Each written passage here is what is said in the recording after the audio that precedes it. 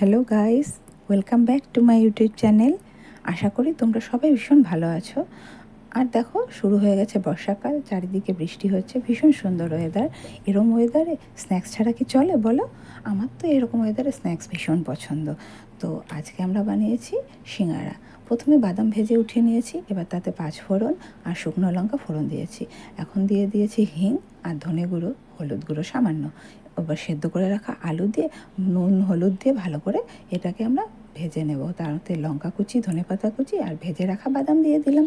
ভালো করে পুরটাকে নেড়ে চেড়ে নামিয়ে রেখে দিয়েছি। এবার ময়দা, নুন হলুদ আর তেল দিয়ে ভালো করে ময়াম দিয়ে নিয়েছি।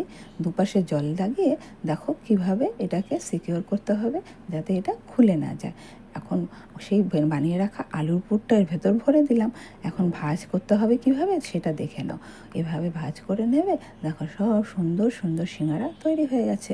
এবার কড়াইতে তেল গরম করে নিলাম। তেল অবশ্যই কিন্তু একদম পুরো গরম করবে না, হালকা গরম করে নিয়ে তাতে সিঙ্গারা ছেড়ে দাও। এখন সিঙ্গারাগুলো আস্তে আস্তে দুপাশে লাল করে ভেজে নাও।